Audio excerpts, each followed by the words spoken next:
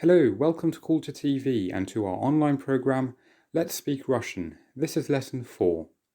So we're still on the alphabet, of course. There are yet quite a few letters to get through, I'm afraid, but we will be moving on to a new group of the alphabet in this video. Before we do that though, let's take a look at the answers to the homework. I left you with these two words and these two phrases to have a go at pronouncing in Russian.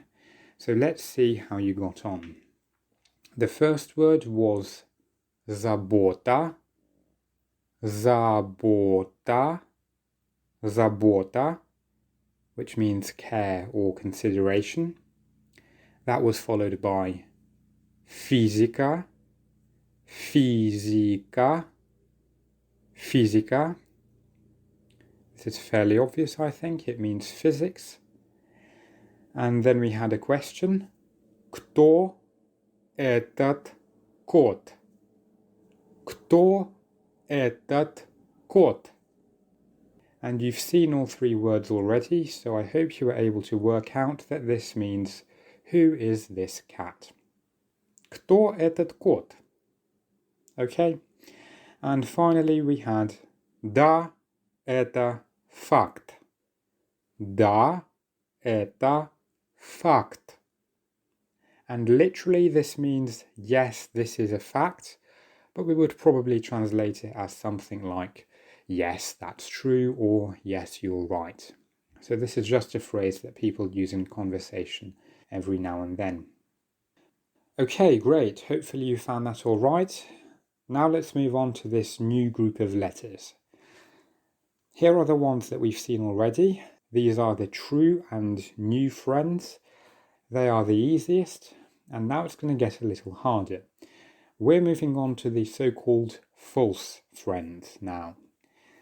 They're false friends because they look like letters of the English or Latin script, but they sound different. Their pronunciation is different, right? They have different sounds associated with them. So they're a little misleading, and you'll have to watch out. We'll be starting with just 3 today, but we'll finish off this group next time. So here are the 3 that we'll look at today. And here is the first letter. By now you've probably gathered that this is not the letter B. Instead, this is the Russian letter V. V. So essentially this is the letter V. Okay? So now let's try pronouncing a few words. Now do take your time with these because you will naturally want to say B when you see the letter, but just take the extra moment to realize that this is actually the letter V. So the pronunciation of this word, for example, will be volk. Volk. Volk, which is a wolf. The next word is vata. Vata. Vata, which is cotton wool. And then we have vada. Vada, which is water. Vada. Now you have a go at this word. Okay, very good. This is not a B. This is the Russian letter V. And that therefore means that you should pronounce this word as Vova. Vova. Well done to you if you got that. Vova. And this is actually the diminutive of the Russian name Vladimir, believe it or not. Okay, now I'll let you pronounce the next word as well. Excellent. Vdava. Vdava, which means a widow. Vdava. And the last word is lovka. Lovka.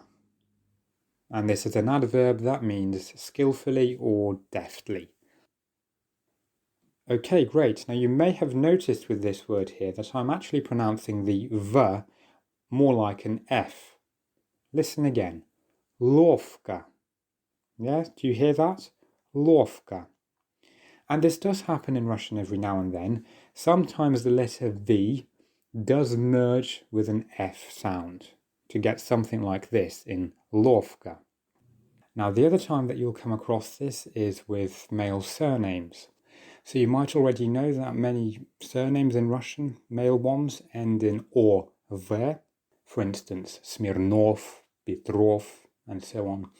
And so despite there being a letter V there at the end, we still pronounce it as if it's an F. Now for now, you don't at all need to remember when it's F and when it's V. The main aim at the moment is to get you to recognize that this letter here is actually V and definitely not a B. To be honest, in the future anyway, if you just merge the two sounds together, if you're not sure, you'll be fine. Okay, let's move on to the next letter, and I would say that this is actually the least false of all the false friends, because it's not far off an English letter E, actually. This is the Russian letter Ye. Ye. So pretty much an E, but just with a letter Y added at the start. Ye.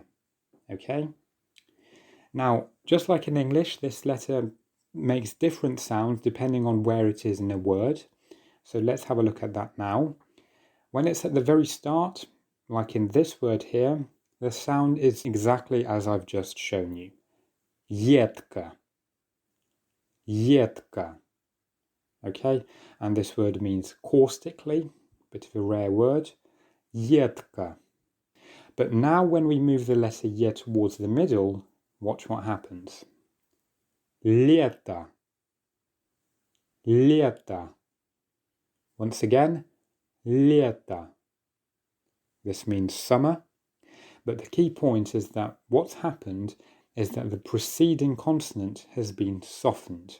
It's as if the letter Y is hiding between the L and the Y. So once again, the sound that we're making is le. Le. Now, to illustrate this a bit better, let's compare the sounds of a syllable with an L consonant followed by an E, the letter that we saw last time, an English letter E, and then the Russian letter Ye. So listen carefully. Le, le, and then in English we have words like let, left. Yes, so that would be le. And then the Russian le, le. So can you hear that the L there has been softened? It's as if that letter Y has slipped in between the L and Ye. Now I say slipped in because it's not being clearly pronounced. We're not saying lier. No, that's wrong. It's lier. Okay? Now listen once again and compare the sounds of these three syllables. Le, lier. Le, le, lier. Le, lier. Okay? Now, I'm not expecting it to be perfect now. This is quite a hard concept. So just take your time, practice, and listen to some more examples. Here's the next word. Dela, dela, dela, which is a job or a task. This time it's the d that's being softened. So it's not dela, and definitely not diela, but dela. Similarly, in this word, bielka, bielka, bielka, which is a squirrel. Here's the next word, teplo, teplo. Now you have a go at pronouncing this word. Okay, brilliant. Klietka, klietka. This means a cell, klietka. Okay, very good. Now, the eagle-eyed among you will have noticed that I pronounced teplo slightly differently. Listen again. Teplo. Do you hear anything strange? Teplo. It's actually an E sound that I'm making after the first there. Teplo. And some of you might have guessed that this is all to do with reduction again. Yes. The letter Ye is another letter in Russian that is affected by the position of stress.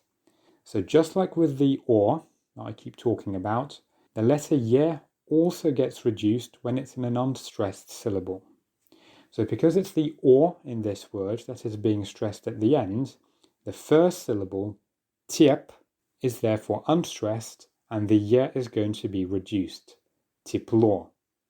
Okay? So do remember this rule. You'll come across it very often.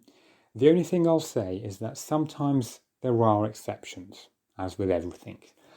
With the letter or, with the letter ye, and with other letters that we'll see later, these reduction rules don't always work, or they don't always apply. And furthermore, some regional dialects in Russia, not that there are that many of them, still ignore these rules, as it were, and they still go with the or sound, for example, even when it's supposed to be reduced in standard Russian. So basically, this is not that clear cut. But for now, yes, don't worry about that too much. Just remember that this whole principle of reduction also applies to the letter ye. Alright then, now let's move on to the last letter for today, which is of course not a letter H, but instead this is N. N. Okay, this is the Russian letter N. So let's have a go at pronouncing a few words. Here's the first one, nota. Nota. This is a note in music, nota.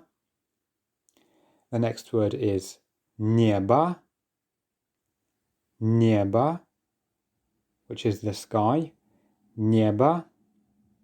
Now you have a go at pronouncing this word. Okay, very good. Налог. Налог, which means tax. I'll let you do this one as well. Надолго. Надолго, which is an adverb that means for a long time. Надолго. And the last word for today, банан. Банан. And of course you don't need me to tell you the translation. Банан. Okay, fantastic. Well done to you. Hopefully that all made sense. Now though, before you go, let me give you some homework for next time. It's going to be a little harder now. I'm going to give you 5 phrases. Pay attention to the stress and bear in mind the rules that we talked about today. If you have any questions or queries, then please do get in contact. Otherwise, thank you for your attention. See you next time. Goodbye.